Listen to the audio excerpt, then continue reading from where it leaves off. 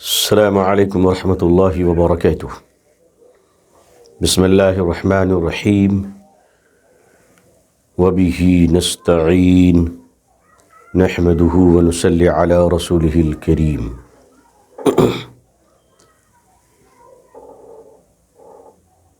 শিক্ষার আদেশ নিয়ে যে ধর্ম নিজেকে আরম্ভ করেছে ওর শিক্ষাটিকে মূল্য আদর্শ মেনে নিয়ে যে ধর্ম আগে বেড়েছে সে ধর্ম বিশ্বর বুকে মাত্র তার নাম ইসলাম রয়েছে।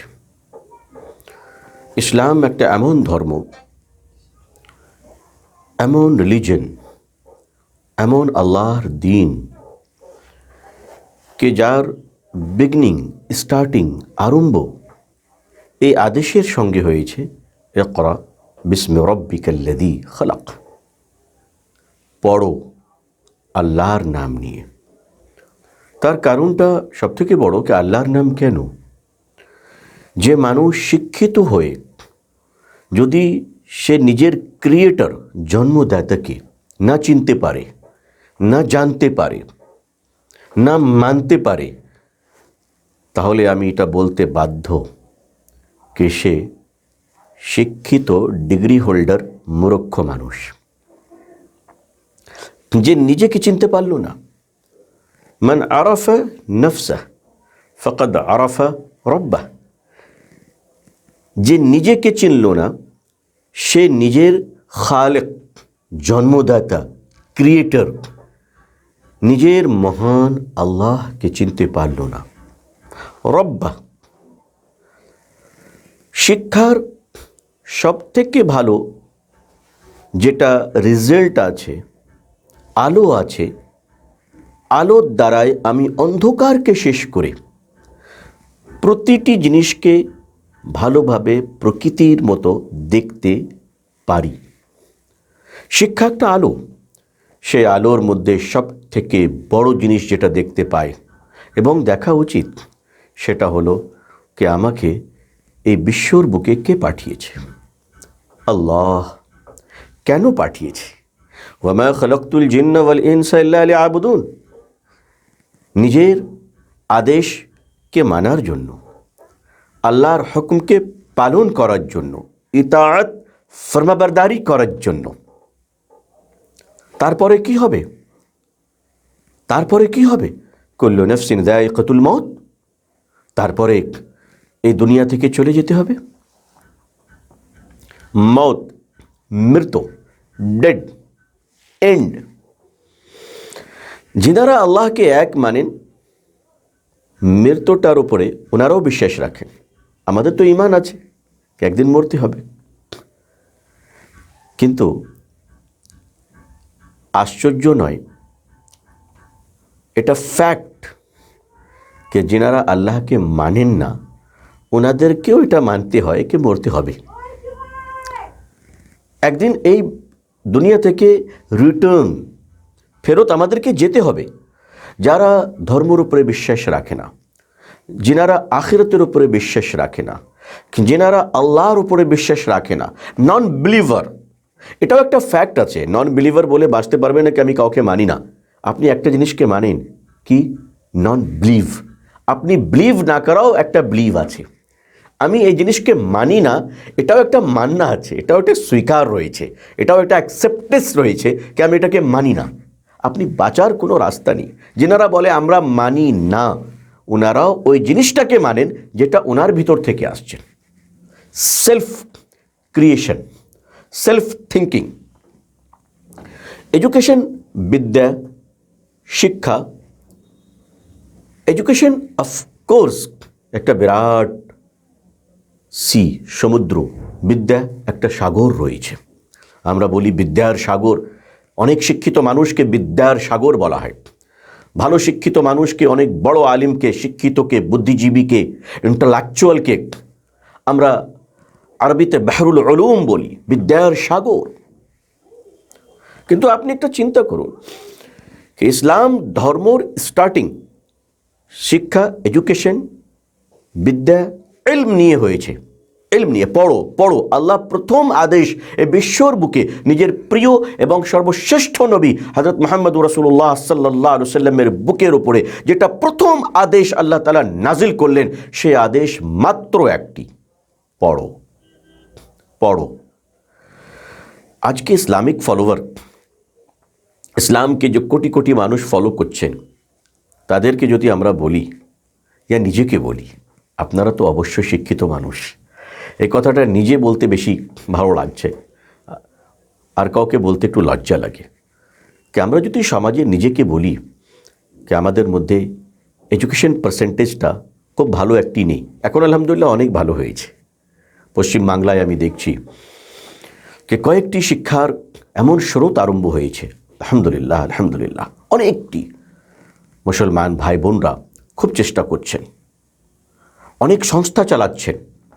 আল্লাহ তাআলা সকলকে ভালো রাখুক। আমরা জানি না কি ওনারা আমাদের জন্য কত উপকার করছেন।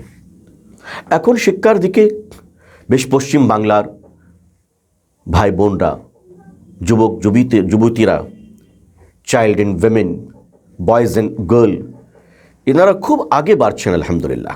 আর আমি অতিরিক্ত আনন্দিত যে ইসলামিক শিক্ষা এবং ইসলামিক কালচার, ইসলামিক সংস্কৃতি আর ইসলামিক মোরাল নিয়ে আমার ছেলে মেয়েরা, পশ্চিম বাংলার মুসলমানের ছেলে মেয়েরা আগে বাড়ছেন আলহামদুলিল্লাহ। পশ্চিমবাংলার মধ্যে আজকে আমাদের সমাজের গুরুত্বপূর্ণ ছেলে মেয়েরা ইসলামিক ভ্যালুজ, শরঈ পর্দা, নামাজ, হায়া, কোরআন নিয়ে যে শিক্ষাতে আগে বাড়ছেন, তার জন্য আমি প্রত্যেক ব্যক্তিকে, যিনি ফাইন্যান্সিয়াল সাপোর্ট করছেন, যিনি মোরাল সাপোর্ট করছেন, যিনারা এডুকেশন সেন্টার, একাডেমিক সংস্থা এবং এই ধরনের এডুকেশন সিস্টেমকে চালাচ্ছেন কিংবা ওনাদের কোনো রকমের সাপোর্ট করছেন, আমি আলহামদুলিল্লাহ ওনাদেরকে প্রত্যেক ব্যক্তিকে অভিনন্দন জানাই। কংগ্রাচুলেশনস, আপনি অনেক বড় কাজ করছেন আলহামদুলিল্লাহ, অনেক বড় কাজ। আমি একটা চায়নাতে একটা কথা বলা হয়, এক্সাম্পল দেওয়া হয় কি আপনি যদি 1 বছরের মধ্যে কিছু লাভ চান, বেনিফিট চান, অনেক মানুষ থাকে তো কেউ খুব তাড়াতাড়ি থাকে কি আই ওয়ান্ট ভেরি আর্জেন্ট, খুব তাড়াতাড়ি কিছু লাভ চাই, ফাস্ট প্রফিট। তো চায়নাতে বলা হয় যে তাহলে আপনি মাঠে কাজ করুন, এগ্রিকালচার, ফসল লাগিয়ে নিন। কেন ফসলটা বিটুইন 6 মান্থ, 6 মাসের মধ্যে মধ্যে আপনি কাটতে পারবেন। আজকে ধান লাগিয়েছেন, আশা করি 6 মাসের মধ্যে সে ফসলটা রেডি হয়ে যাবে, তৈরি হয়ে যাবে। আপনি গম লাগিয়েছেন, অবশ্যই সেটাও আশা করি নিকট ভবিষ্যতে তৈরি হয়ে যাবে ইনশাআল্লাহ। তো যদি আপনি খুব তাড়াতাড়ি প্রফিট, বেনিফিট, লাভ চান, তো আপনি ফসল লাগিয়ে মাঠে। আমাদের পশ্চিমবাংলা কৃষি রাজ্য, আমাদের দেশ ভারত কৃষি দেশ, কিন্তু যদি আপনি 10 বছর সবর করতে পারেন, আপনি যদি পেশেন্স রাখতে পারেন 10 ইয়ার্স, তাহলে আপনি গাছ লাগান, আমের গাছ, নারকেলের গাছ, যে কোনো ভালো গাছ লাগান। আশা করি ইনশাআল্লাহ 10 বছরের মধ্যে ভালো ফল চলে আসবে তার মধ্যে। আর্জেন্ট প্রফিট চায় তো কৃষি, ফসল, এগ্রিকালচার। 10 বছরে যদি রেজাল্ট চায় তাহলে ভালো গাছ লাগান, খুব ভালো ফল আসবে। কিন্তু যদি আপনি 1000 বছরের জন্য প্রফিট চান, 1000 ইয়ার্সের জন্য যদি স্ট্রেংথ চান, শক্তি চান, ভালো উজ্জ্বল ভবিষ্যৎ এবং সমাজের উন্নতি চান, তাহলে একটাই রাস্তা আছে, ভালো ইসলামিক এডুকেশন একাডেমিক সংস্থা তৈরি করুন। তাহলে কমিউনিটি ইনশাআল্লাহ আগে বাড়বে। প্রত্যেক মানুষ যদি নিজের জন্য বেঁচে আছে আমি খাবো, আমি উঠব, আমি শুব, আমি জীবিত থাকব, আমি মরে যাব, মৃত্যু আসলে আমি মরে যাব, এটা কোনো প্ল্যান নয়। এটা তো সিম্পল। একটা মানুষ যদি ফুটপাতে জন্ম নিয়ে নেয়, সেও এভাবে নিজের জীবনটাকে কাটাতে পারে। কিন্তু একটা ইনকলাব, রিভলিউশন, আইডিয়াল পার্সোনালিটি, আমি যদি কিছু করতে চাই নিজের দেশের জন্য, নিজের রাজ্যর জন্য, আগে নিজের কমিউনিটি মুসলমানের জন্য, কেন আমরা যদি ভালো হয় ইনশাআল্লাহ, তাহলে ভারতকে একটা ভালো নাগরিক পাওয়া যাবে। আমরা যদি কিছু ভালো কাজ করতে চাই, তাহলে আমরা মানবতার মূল্যটাকে জানতে পারবো, হিউম্যান ভ্যালুজ। যে যত নিজেকে ব্যক্তিগতভাবে যে ভালো হবে, যে পার্সোনাল ইন্ডিভিজুয়াল যত আমি ভালো হব, ইনশাআল্লাহ অপরের জন্য, দেশের জন্য, নাগরিকের জন্য, বিশ্বর মানুষের জন্য আমরা অতই ভালো হতে পারবো। সর্বপ্রথম আগে নিজেকে ভালো করার চেষ্টা করি, তাহলে ইনশাআল্লাহ দেশ গর্ব করবে আমার উপরে, মানুষ জনগণও গর্ব করবে মুসলমানের উপরে।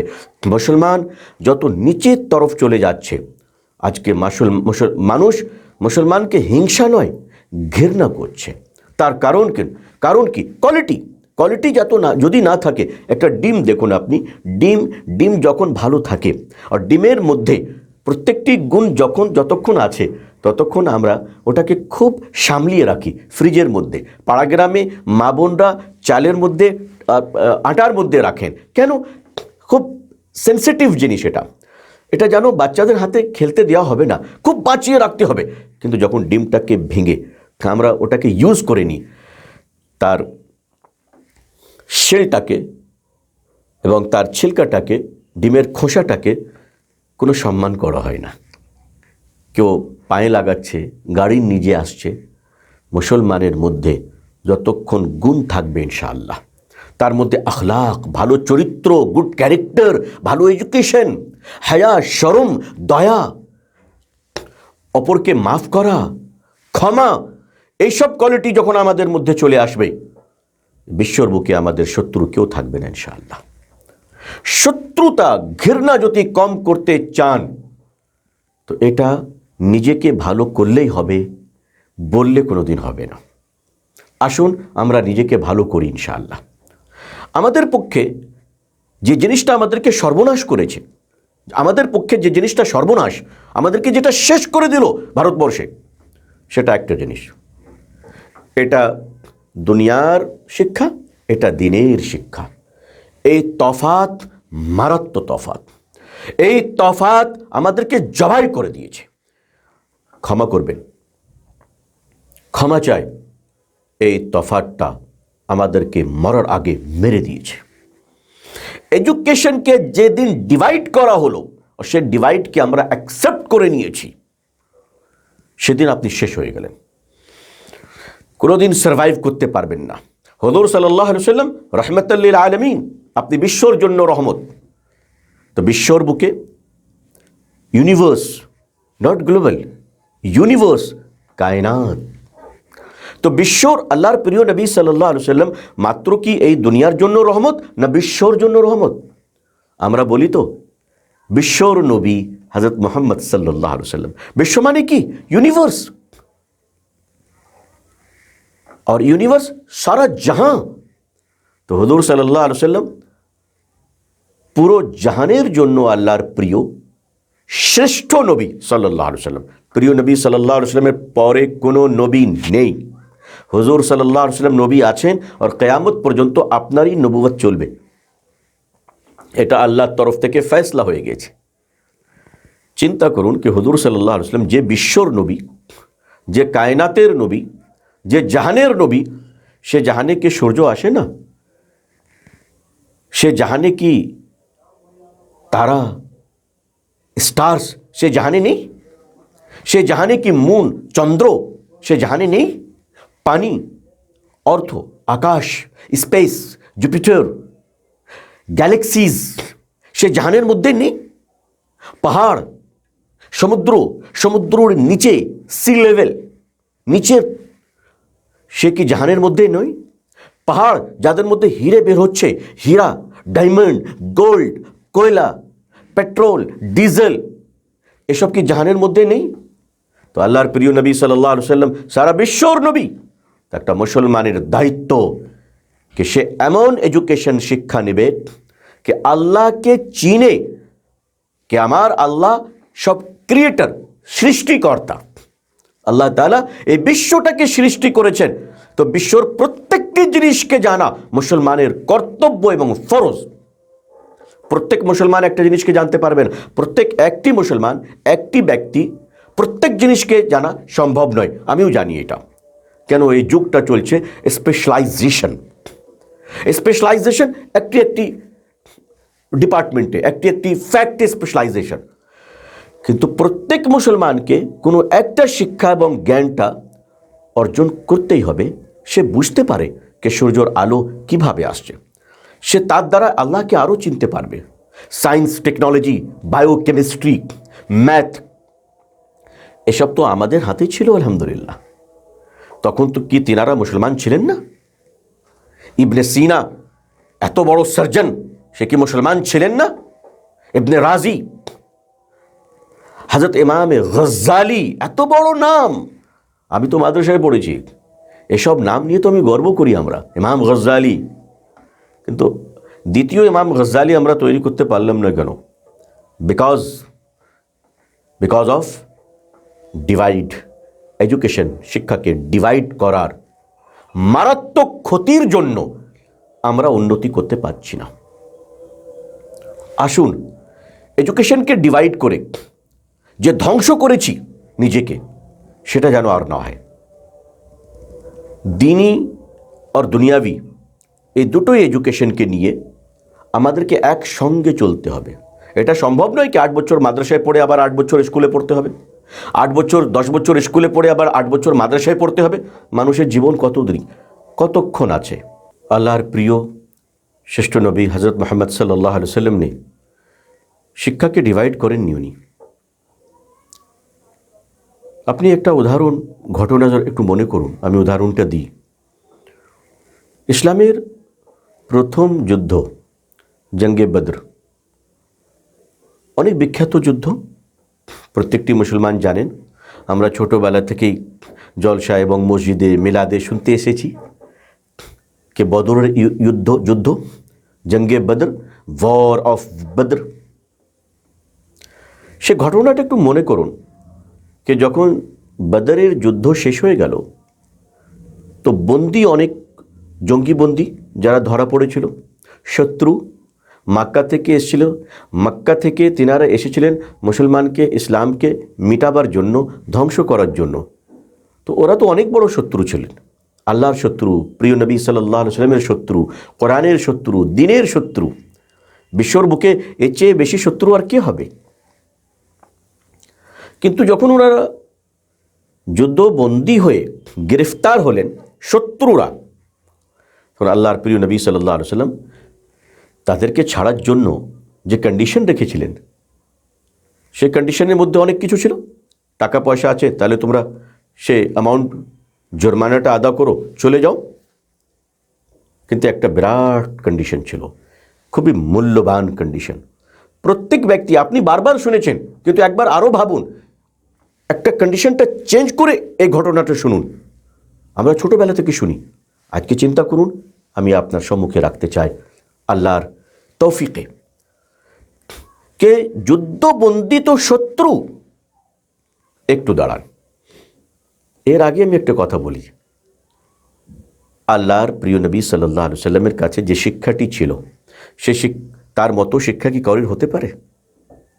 বিশ্বর বুকে হুজুর সাল্লাল্লাহু আলাইহি ওয়াসাল্লামের বেশি বড় কেউ শিক্ষিত জন্ম নিয়েছে? না। সব থেকে বেশি ইলম কার কাছে? আল্লাহর পর। আল্লাহর পর আল্লাহর মখলুকের মধ্যে সব থেকে বেশি জ্ঞান, শিক্ষা, বিদ্যা ওটা রয়েছে হযরত মুহাম্মদ রাসূলুল্লাহ সাল্লাল্লাহু আলাইহি ওয়াসাল্লাম। তো কোরআনের ইলম, হাদিসের ইলম, শরীয়তের ইলম, নামাজ, রোজা, হজের ইলম, যতটুকু ইসলাম ততক্ষণ এসেছিল, যতটুকু কোরআন ততক্ষণ নাজিল হয়েছিল, তার ইলম, তার নলেজ, তার জ্ঞান, তার বিদ্যা সব থেকে বেশি হুজুর সাল্লাল্লাহু আলাইহি ওয়াসাল্লামের কাছে ছিল। দ্বিতীয় নম্বরে হযরত আবু বকর সিদ্দিক রাদিয়াল্লাহু তাআলা আনহু, হযরত সৈয়দনা ওমর ফারুক রাদিয়াল্লাহু তাআলা আনহু, সাহাবায়ে কেরাম, সাহাবিয়াত, ইনাদের কাছে সে শিক্ষাটি ছিল। মানে আপনি বলতে পারেন 100% রিলিজিয়াস এডুকেশন নলেজ, 100% দিনী ইলম, দিনী শউর, 100% ইসলামিক ধর্মীয় শিক্ষা। এ তো মুসলমানরা খুব ভালোই জানতেন। বদরের ময়দানে, বদরের যুদ্ধবন্দীরা যখন শত্রুরা গ্রেফতার হলো, তো তার মধ্যে কিছু মানুষ শিক্ষিত ছিল। তারা তো ইসলামী পয়েন্ট অফ ভিউতে শিক্ষিত ছিল না। সে শত্রুরা তো কোরআন জানতো না, সে শত্রুরা তো হাদিস জানতো না, সে শত্রুরা ইসলাম, আল্লাহর মর্যাদা, প্রিয় নবী সাল্লাল্লাহু আলাইহি ওয়াসাল্লামের সিরাত, শরিয়ত কিছুই জানতো না, কিন্তু শিক্ষিত ছিল। কি শিক্ষা ছিল তাদের কাছে?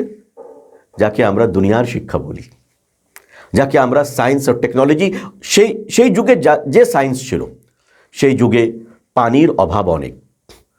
তো এমন এমন মানুষ ছিলেন আরবে যে যিনারা রাস্তায় হাঁটতে হাঁটতে বলে দিতেন এই জায়গায় পানি পাওয়া যাবে। That is education.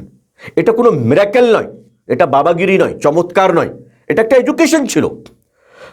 অনেক মক্কায় এমন লোক ছিলেন যে যিনারা রাস্তায় হাঁটতেন, খুঁজি বলা হয় তাদেরকে, বলা হতো, ওনারা পায়ের দাগ দেখে বলে দিতেন যে এই রাস্তা দিয়ে কে গিয়েছে। That is not miracle, education, knowledge. Say science logic শিক্ষিত মক্কার এমন এমন লোক ছিল কি যারা শত্রু ছিলেন। হুজুর সাল্লাল্লাহু আলাইহি ওয়াসাল্লাম মুসলমান और ইসলামের সঙ্গে লড়াই করতে এসেছিল, যুদ্ধবন্দী হয়েছে, তাদেরকে আল্লাহর প্রিয় নবী সাল্লাল্লাহু আলাইহি ওয়াসাল্লাম সম্মান দিলেন। জি, যুদ্ধবন্দী শত্রু আল্লাহর প্রিয় নবী সাল্লাল্লাহু আলাইহি ওয়াসাল্লাম সম্মান দিলেন আর বললেন তোমাদের কাছে টাকা নেব না, তোমরা এক কাজ করো, যে শিক্ষা তোমাদের কাছে রয়েছে সেই শিক্ষা মদিনায় বসে আমাদের ছেলে মেয়েকে, আমাদের মানুষকে, সাহাবাকে, ওনাদের ছেলে মেয়েকে সে শিক্ষা তোমরা প্রদান করো, এটাই তোমাদের দায়িত্ব হবে। আল্লাহু আকবার! এই উদাহরণ, এত বড় ইসলামের উদাহরণ রয়েছে আমাদের সম্মুখে। এডুকেশন ডিভাইড তো হলো না, মদিনার মসজিদে বসে যেখানে আল্লাহর নবী সাল্লাল্লাহু আলাইহি ওয়াসাল্লাম কোরআন শিক্ষা দিচ্ছেন, শরিয়ত শিক্ষা দিচ্ছেন, ইসলাম শিক্ষা দিচ্ছেন, ওয়াহদানিয়ত শিক্ষা দিচ্ছেন, নামাজ শিক্ষা দিচ্ছেন, সেই মদিনার মসজিদে একদিকে বসে মক্কার যুদ্ধবন্দী শত্রুরা, আপনি তাদেরকে মুশরিকও বলতে পারেন যতক্ষণ ঈমান আনেনি, তারা ওই মদিনার মসজিদে বসে আমাদেরকে অন্য শিক্ষা দিচ্ছে। তফাৎটা শেষ হয়ে গেল। শিক্ষার জন্য মসজিদটা দেওয়া হলো, আপনি ভাবুন শিক্ষার ডিভাইডটা শেষ হয়ে গেল। আমাদেরকে ছোট্ট ছোট্ট মক্তব, ছোট্ট ছোট্ট স্কুল, বড় ইউনিভার্সিটি থাক, বড় ইউনিভার্সিটি যাওয়ার জন্য ছেলেদের মেয়েদেরকে 20 বছর লেগে যায়, বয়সটা 18 বছর পর, 20 বছর পর ইউনিভার্সিটি যায়। 3 বছর থেকে নিয়ে 20 বছর থেকে 17 বছর কি শিক্ষা হবে সেটা চিন্তা করুন। ইউনিভার্সিটি যাওয়ার পর তো সে ম্যাচিওর্ড হয়ে যায়। তৈরি কোথায় থেকে হয়? ছোট্ট স্কুল থেকে, কেজি, নার্সারি, ক্লাস 1 শহরে, তার নিচেও চলে এসছে কেজি, নার্সারি। দুধের বোতল নিয়ে এখন ছেলেরা যাচ্ছে পড়ার জন্য। পাড়া গ্রামে যাক এত অত্যাচার নেই ছেলে মেয়ের ওপরে, ছোট ছোট শিশুর উপরে। শহরে তো ঘুমিয়ে আছে, দুধের বোতল লাগিয়ে দিয়েছে, ফেলে দিচ্ছে। আই এম নট অ্যাগ্রি, আমি এটাকে সাপোর্ট করি না, আমি এটাকে সাপোর্ট করি, এটা আমি অত্যাচার মনে করি। ছেলেমেয়েরা স্মরণ যতদিন থেকে নিচ্ছে, 4 বছর 5 বছর, তার পড়াশোনা একটা আরম্ভ হচ্ছে, তখন থেকে আপনি তার মূল্যটাকে, সিদ্ধান্তটাকে শক্তিশালী এবং স্ট্রেংথ করবেন যে এই বাচ্চা কোন দিকে যাবে। এই বাচ্চা কোন দিকে যাবে এ ডিসাইড 20 বছরে পড়া হবে না, এ ডিসাইড 4 থেকে 5 বছরের মধ্যে হবে। 4 থেকে 5 বছরের মধ্যে আপনি নিজের ছেলে মেয়েকে কোথায় দিচ্ছেন? যেখানে নাচ, গান, বার্থডে সেলিব্রেশন, সংস্কৃতির নামে নোংরামু, এসব শিক্ষা হচ্ছে। আসুন, আমাদের পাড়ায় পাড়ায় মসজিদ আছে, মসজিদের মধ্যে মাকতাব খুলে দিন। এক ছাদের নিচে আমাদের ছেলে মেয়েরা ইনশাআল্লাহ সে পড়াশোনা করবে। পড়াশোনা কেমন? সে বাংলা মিডিয়ামও পড়বে, ইংরেজিও পড়বে, আরবিও পড়বে ইনশাআল্লাহ, ম্যাথ সায়েন্স পড়বে, হাদিস ও কোরআন পড়বে। আর ক্লাস 10 পর্যন্ত যখন সে স্কুল যাবে আপনি তাকে স্কুল পাঠান, সরকারি স্কুল, প্রাইভেট স্কুল, যে কোনো ভালো স্কুলে পাঠান, কিন্তু দিনে 2 ঘন্টা কিংবা 1 ঘন্টা সে বাচ্চার জন্য রাখুন, তার ইসলামটা যেন শক্তিশালী ও মজবুত হয়ে যায়। ইসলাম ধর্ম অনেক ফ্লেক্সিবল রিলিজন। ইসলামের মধ্যে নেই যে নামাজ সে পড়াবে যে বড় জাতের লোক হবে। নামাজ পড়াবার জন্য আলেম হওয়া কন্ডিশন নেই। নামাজ পড়াবার জন্য মুসলমান হওয়া কন্ডিশন আছে। যদি একটা মুসলমান সে দিনকে জানে, শরীয়তকে জানে, অবশ্যই আলেম আছেন, তো আগে সম্মানের সঙ্গে আলেমকে দেওয়া উচিত যে আপনি নামাজ পড়ান। কিন্তু আলেম নেই। প্রত্যেক মুসলমানের দায়িত্ব কে সে এতটুকু শিক্ষা নেক কে সে সময়ের মধ্যে নামাজ পড়াতে পারে। সে নিজে যদি সফরে যাচ্ছে নিজের নামাজটি পড়তে পারে, ইসলামিক মশাইলটা জানে। আমি এর আগে একটা কথা বলতে চাই, নিজের ছেলে মেয়েকে এত দিনের শিক্ষা দিয়ে দেন কে বাবার জানাজার নামাজ কেউ অন্য পুরুষ মানুষ নয়, নিজের ছেলে পড়াবে ইনশাআল্লাহ। নিজের বাবার জানাজার নামাজ নিজের ছেলে পড়াবে। তার বুকে যে দরদ হবে সে দরদ তো কারোর বুকে হবে না। সে যত দুঃখর সঙ্গে দরদের সঙ্গে আল্লাহকে বলবে, আল্লাহ আমার বাবাকে তুমি ক্ষমা করে দাও, সে কি অন্য কোনো ব্যক্তি বলতে পারে? মার জানাজা, স্ত্রীর জানাজা স্বামী পড়াচ্ছে, প্রত্যেকটি মেয়ে বাড়ির মধ্যে ইসলাম তাকে এতটুকু জেনে নেক যে মার জানাজাকে সে গোসল দিতে জানুক। ইসলাম ধর্মকে শিক্ষার মাধ্যমে এনে ইসলাম উন্নতির বিকল্পে ডেভেলপমেন্ট, উচ্চশিক্ষার মধ্যে কোনোখানে ইসলাম ব্রেক নয়। ইসলাম কাউকে আটকায়নি যে তুমি ডাক্তার হবে না, ইঞ্জিনিয়ার হবে না, পাইলট হবে না, সফটওয়্যার ইঞ্জিনিয়ার হবে না। কে বলল? ইসলাম তো চায় যে আপনারা সব কিছু হন। কিন্তু একটা কথা মনে রাখবেন, আল্লাহ করুক আপনি একটা ভালো ডক্টর, ভালো ইঞ্জিনিয়ার, ভালো পলিটিশিয়ানস, ভালো ব্যারিস্টার, ভালো কেমিস্ট্রি ইঞ্জিনিয়ার, ভালো সফটওয়্যার আইটি সেক্টরের এক্সপার্ট, সব কিছু হন। কিন্তু একটা কথা মনে রাখবেন, এর আগে একটা ভালো মুসলমান হয়ে যান ইনশাআল্লাহ। যে মুসলমান যার বুকে একটা দরদ থাকে সমাজের জন্য, নিজের রাজ্যর জন্য, নিজের দেশের জন্য, বিশ্বর মানুষের জন্য একটা ভালোবাসা আমাদেরকে নিয়ে চলতে হবে। শিক্ষার ডিভাইডটা শেষ করে আমাদেরকে দুটো শিক্ষা একটি ছাতের নিচে এনে আমাদের ছেলে মেয়ের সময়টা বাঁচিয়ে ওনাকে উন্নতির পথে লাগাতে হবে।